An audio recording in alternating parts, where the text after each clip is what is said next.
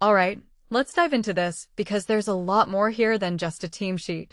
Mikel Arteta's lineup for the Emirates Cup Final against Borussia Dortmund has dropped, and personally, I think it's a fascinating mix of strategy and statement.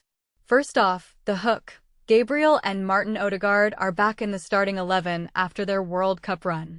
What makes this really interesting is the timing. Arteta's bringing them straight into a high-stakes match, which says a lot about their fitness and his confidence in them. But here's the thing, they're replacing Piero, Hincapie and Nwaneri, who started against Real Betis. In my opinion, this isn't just about form. It's about Arteta sending a message about who his go-to guys are for big games. Now, let's talk about the rest of the lineup. Kepa in goal? Expected, but still a bold choice given the scrutiny he's faced. The defense, Mosquera, White-Gabriel-Calafiori, feels solid, but what many people don't realize is how much this backline relies on communication. Gabriel's return could be the glue that holds it all together, especially against a Dortmund side that's known for their pace. If you take a step back and think about it, this defense isn't just about stopping goals, it's about setting the tone for the entire team. Midfield is where it gets really intriguing. Lewis-Skelly and Kai Havertz? That's a pairing I'm eager to see.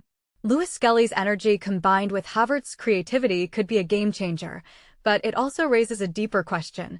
How will they handle Dortmund's press? Bellingham and Nmecha aren't going to make it easy. One thing that immediately stands out is Arteta's trust in Havertz. He's clearly betting on him to deliver in a big moment. Up front, Dowman-Gyökeres-Tzolis. This trio is all about pace and unpredictability.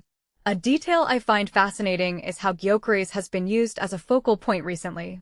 What this really suggests is that Arteta wants to stretch Dortmund's defense, forcing them to choose between tracking the runners or marking the target man. It's a tactical chess move, and I'm here for it. Now, let's talk about the bench.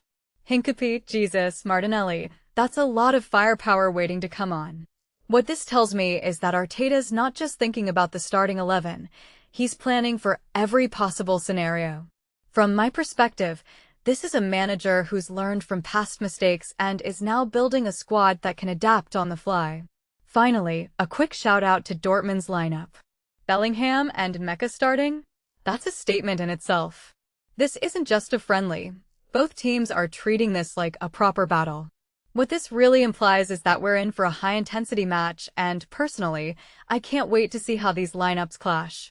Closing thought, lineups aren't just about names on paper. They're about intent, strategy, and, sometimes, sending a message. Arteta's choices today feel like a mix of all three. What do you think? Is this the right 11 to lift the Emirates Cup? Let me know in the comments. I'm curious to hear your take.